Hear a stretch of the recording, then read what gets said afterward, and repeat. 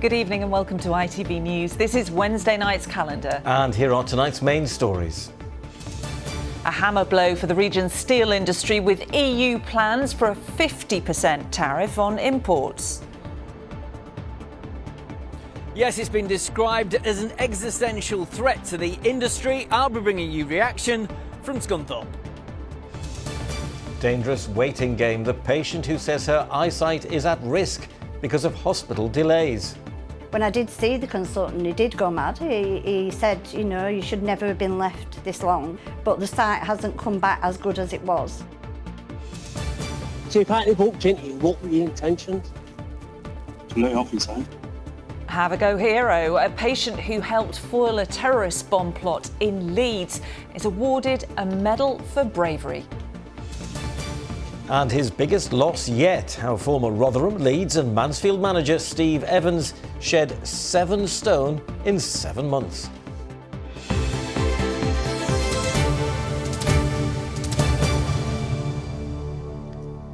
So first tonight to the latest hammer blow to our region's steel industry, described today as perhaps the biggest crisis it's ever faced. It came as the European Union announced plans for tough new limits and tariffs of 50% on products it imports from Scunthorpe and elsewhere across the UK. It's the latest black cloud over the town's biggest employer after what's been a turbulent few years for workers there. Well, Adam Fowler's been following events. And Adam, what's the mood there tonight?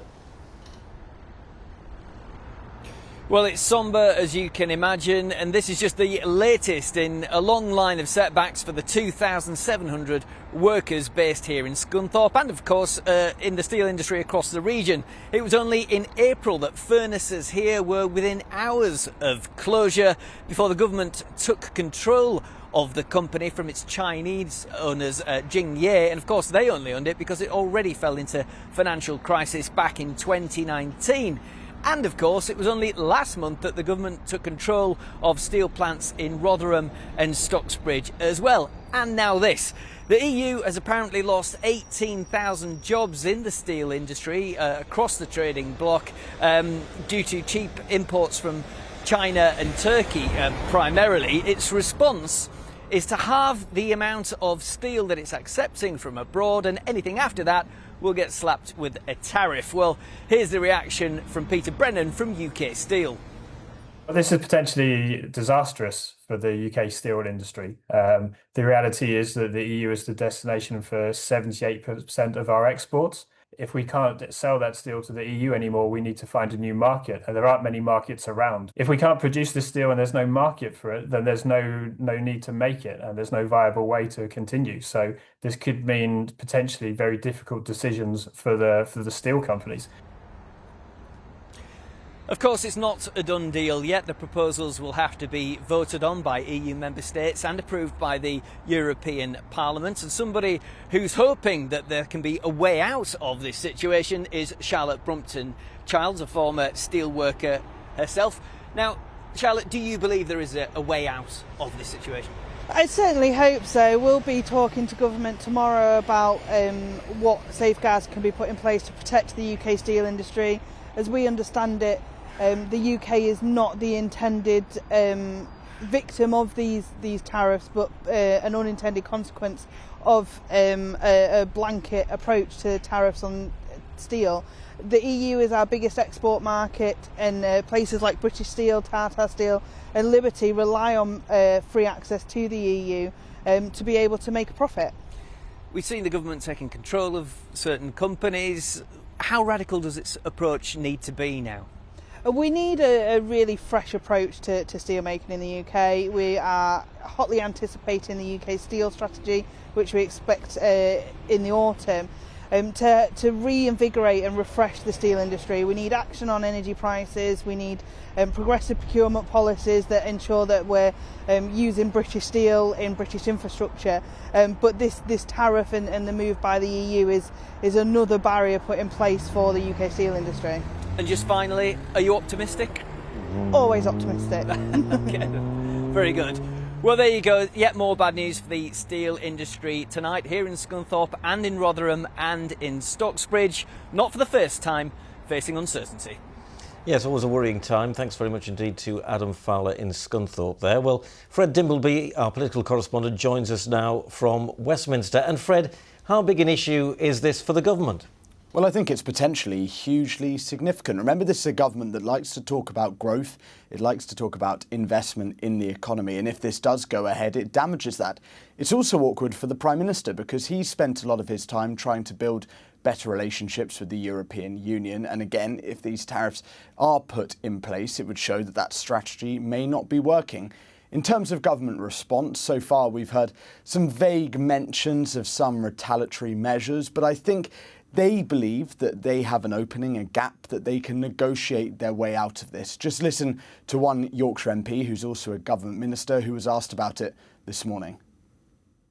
We are absolutely committed to preserving this industry. Conversations are ongoing with the EU. We have a positive relationship with the European Union, and as more details are released from that, we'll be able to see how progress is being made.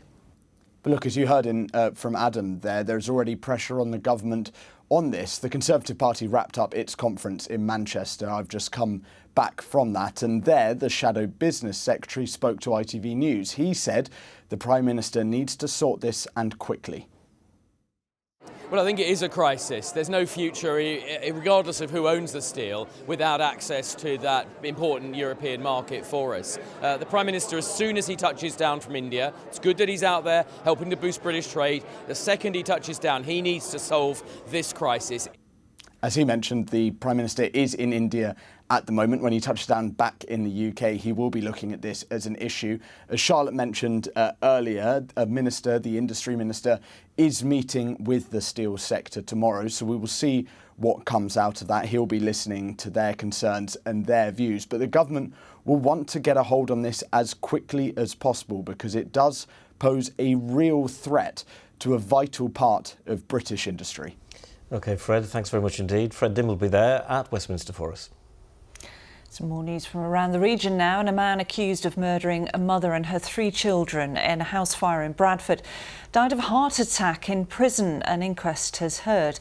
Mohammed Shabir, who was 45 and from Keighley, was one of 3 men due to go on trial later this year, accused of murdering Bryony Gowith and her children in August last year. He was on remand at HMP Leeds when he collapsed on the 24th of September.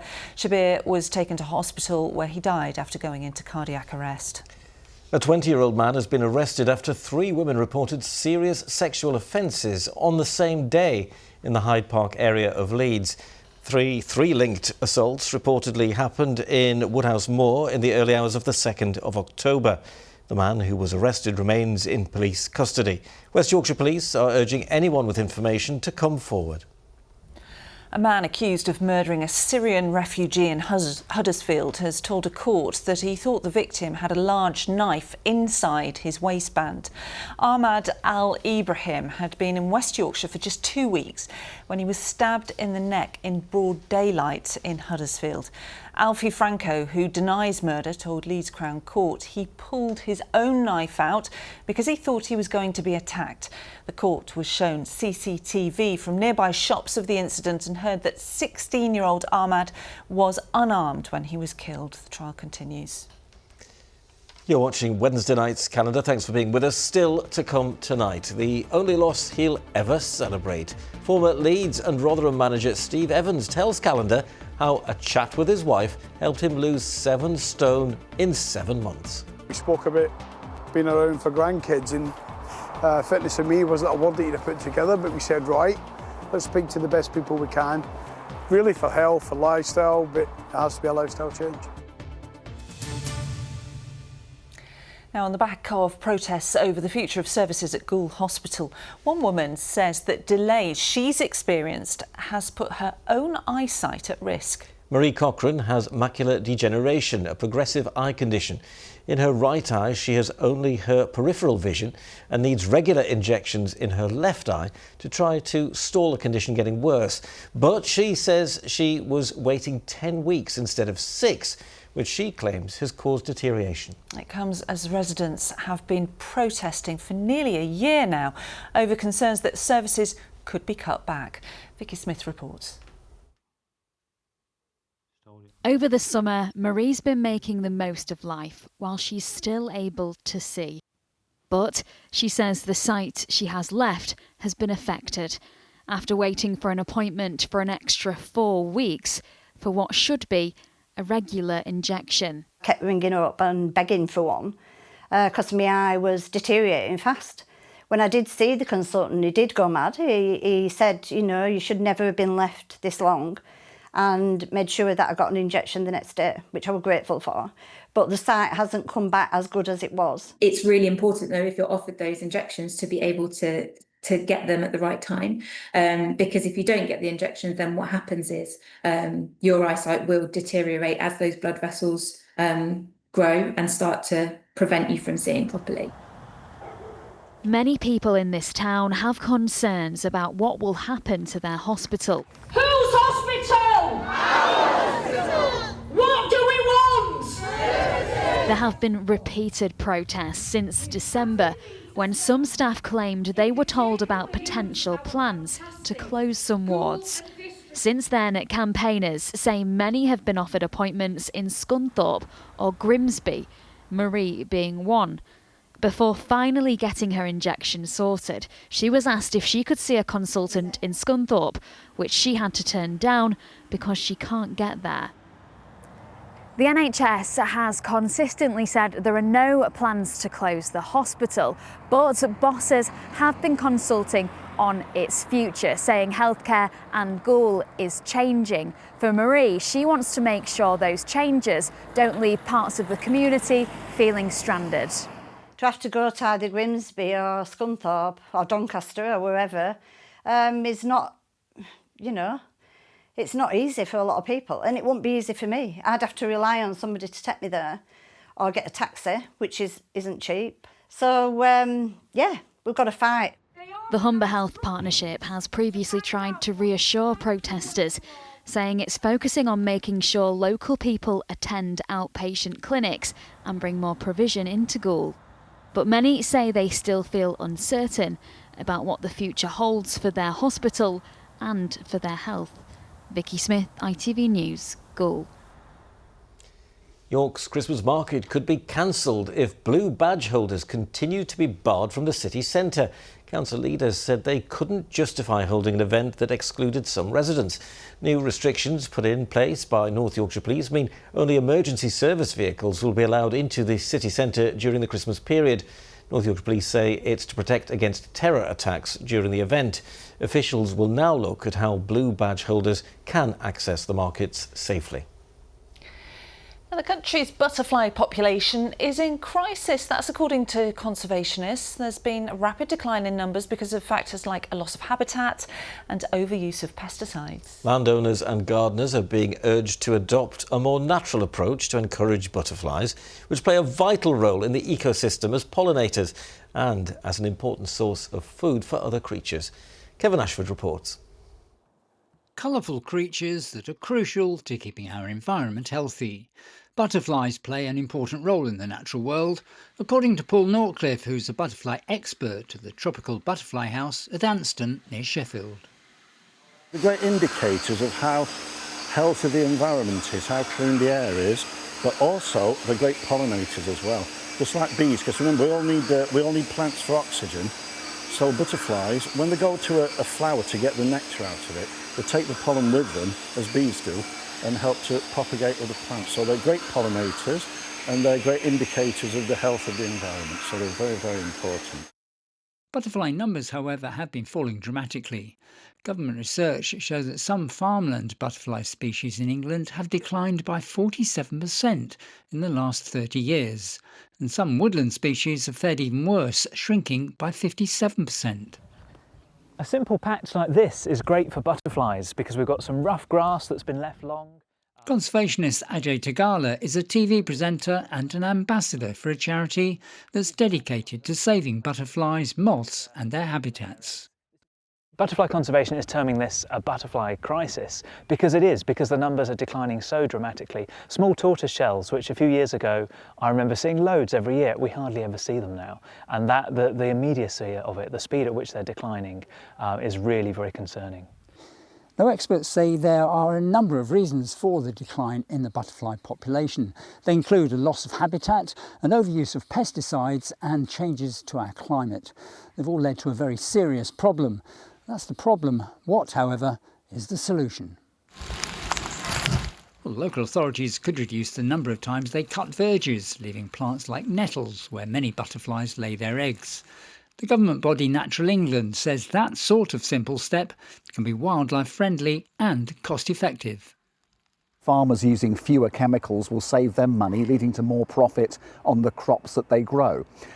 Agricultural schemes enabling farmers to put in more wildflower meadows and rough margins. Woodland grant schemes to enable the establishment of more native woodlands. The butterfly conservation charity says garden owners can also help out by allowing areas to grow wild, so provide much needed habitats for our dwindling butterfly populations. Kevin Ashford, ITV News. It's true, we don't see that many butterflies anymore, do we? OK, on to some more news now. And a man who intervened to prevent the bombing of a Leeds hospital has been awarded the George Medal for his bravery. So if I had walked into you, what were your intentions? To let it off inside. That was the moment Nathan Newby talked down Mohammed Farouk from setting off a homemade pressure cooker bomb at St James's University Hospital, where Farouk had worked in January 2023. Nathan, who was a patient, engaged with Farouk for 2 hours and convinced him to abort his plan. Farouk was sentenced to life imprisonment.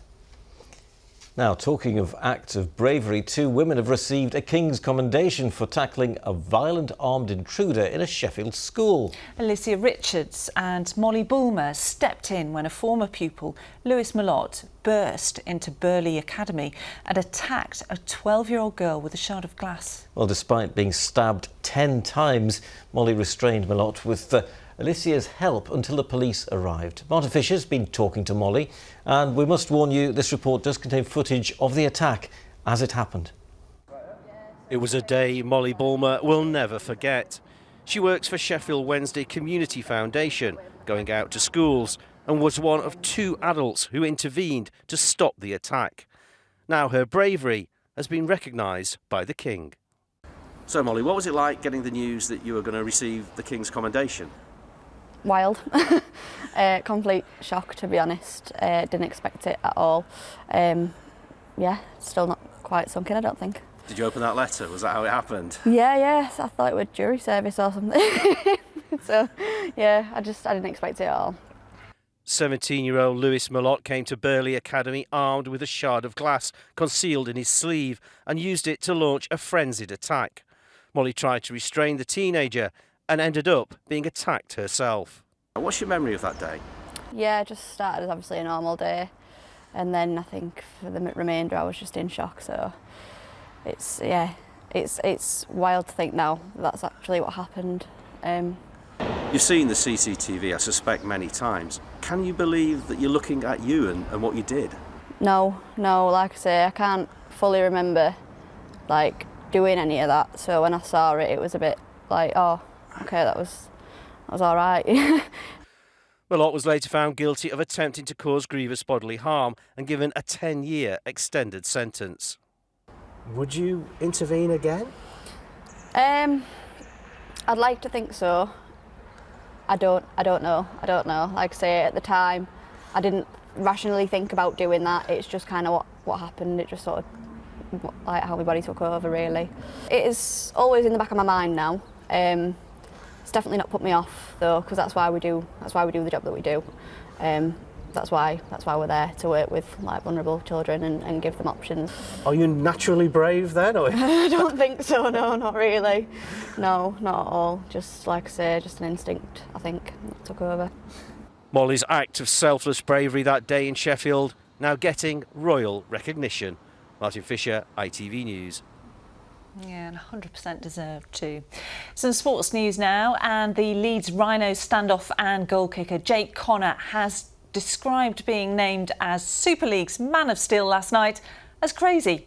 The former England international's career looked to have stalled somewhat after a couple of disappointing years at Huddersfield, but after joining Leeds at the start of the season, Connor was instrumental in the Rhinos reaching the Super League playoffs. He was named the league's best player at an awards ceremony last night. Congratulations. Crazy start to the year. I turned up at Leeds as a utility player, playing centre in the reserve team.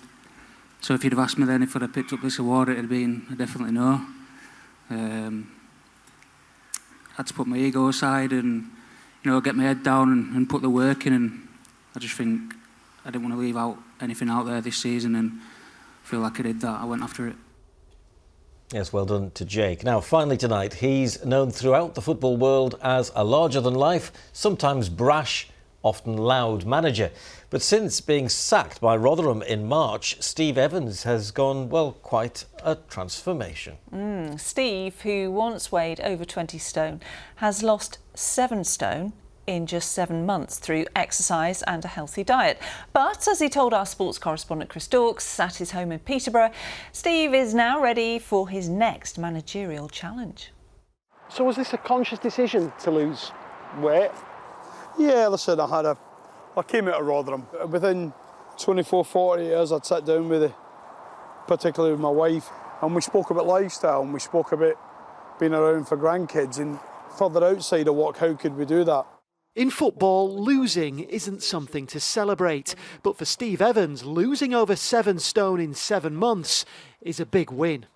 It was actually my wife's idea, who said, why don't you try and get really fit? Fitness for me wasn't a word that you'd have put together, but we said, right. She goes, you speak to the league managers, take some counselling, let's speak to the best people we can, really for health, for lifestyle, but it has to be a lifestyle change. At his biggest, Steve weighed over 20 stone, but after leaving Rotherham in March, he began a fitness programme, regularly walking and swimming near his home in Peterborough and cutting his calorie intake to just 800 a day. You may come in after a long day if it's your own game, and they have that same takeaway on the way home, and then a glass of wine or a beer at home, and never been a drinker, so not too many, but it wasn't good. And do you know what? I love being 7 stone down. I love being fitter. I love being, serious numbers of sizes down in my clothing. Love it. Medium jackets and designer clothes that I could never wear before. And so I love it.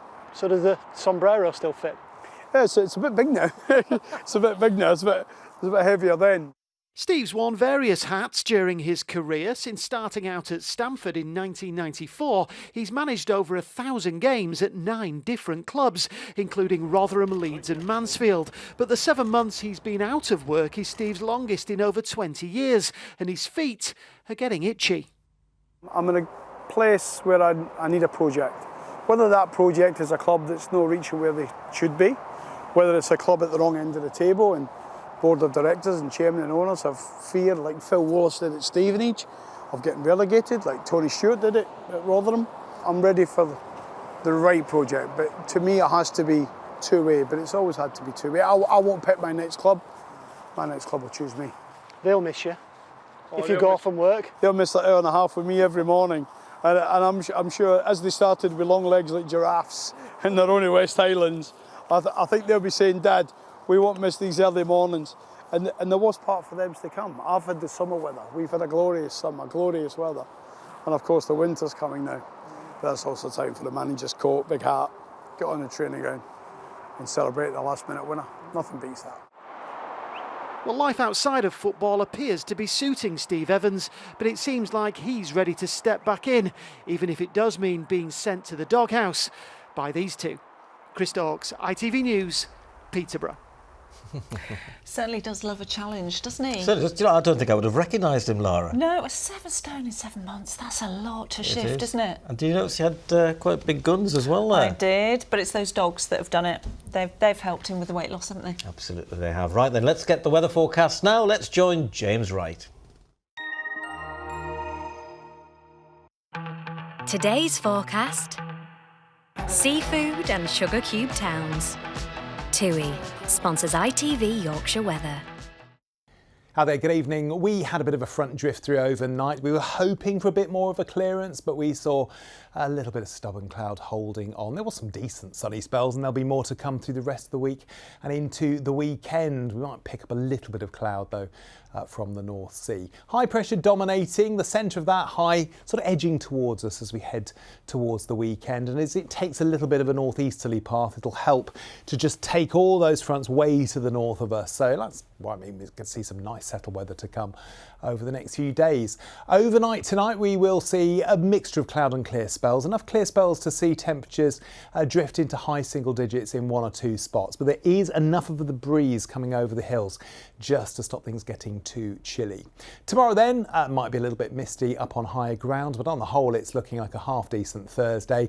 Yes, there'll be bits and bobs of cloud in the flow, but it should clear reasonably quickly and we'll see a mixture of sunny spells and bright spells throughout the day. Temperatures not faring too badly, up to 18 Celsius. The further south and east you are, more like 15 where you hold on to the clouds. A little bit chilly for some.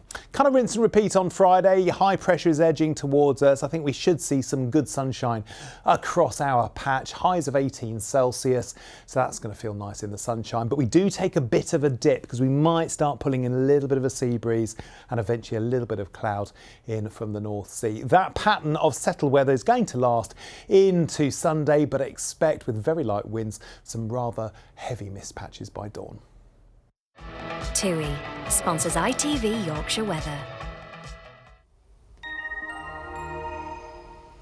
There we go. All I can think of are autumnal leaves. It's good weather to go for a walk, isn't it, at the moment? Yeah, well, as in that piece we saw with Chris and Steve And there, that's why, it just looked lovely, didn't it? Yeah, that's why I was thinking of them. So get outside and enjoy it whilst you still can. Thanks for watching us. Yeah, see you tomorrow. Good night. Bye-bye.